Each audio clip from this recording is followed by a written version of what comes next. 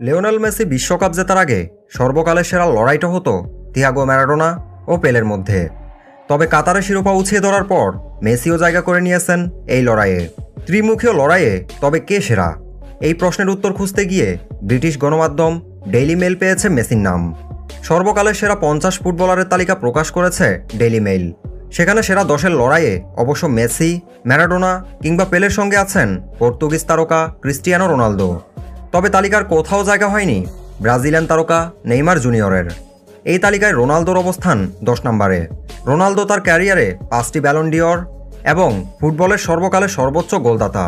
তালিকায় 9 অবস্থান করছেন ব্রাজিলিয়ান কিংবদন্তি জিকো, যিনি কখনো বিশ্বকাপ শিরোপা না জিতলেও ব্রাজিলে বিশ্বকাপ জয়ী অন্য অনেক খেলোয়াড়ের চেয়ে বড় নায়ক হিসেবে বিবেচিত হয়েছেন। 8-এ আছেন আরেক ব্রাজিলিয়ান গারিনচা।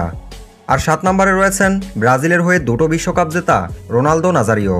6ষ্ঠ স্থানটা দখলে রেখেছেন রিয়াল মাদ্রিদের ইতিহাসে কিংবদন্তি পর্যায়ে থাকা ডি স্টেফানো। রিয়ালের সর্বকালের 2য় সর্বোচ্চ গোলদাতা ডি স্টেফানো, জিতেছেন 5টি ইউরোপিয়ান কাপ। তারপরেই 5-এ আছেন ফরাসি কিংবদন্তি জিনেদিন জিদান। 4-এ জায়গা করে নিয়েছেন টোটাল ফুটবলের জনক ডাচ তারকা ইয়োহান ক্রুইফ। পরের 3টি স্থানেই লড়াই হচ্ছে মেসি, ম্যারাডোনা ও পেলেকে নিয়ে। তাতে ম্যারাডোনাকে হটিয়ে 2-এ অবস্থান করছেন পেলে, 3-এ আছেন ম্যারাডোনা। আর সর্বকালের সেরার মুকুট দখলে রেখেছেন লিওনেল মেসি। তো বন্ধুরা, আপনার পছন্দের খেলোয়াড় কে? কমেন্ট করে জানাতে ভুলবেন না। ধন্যবাদ।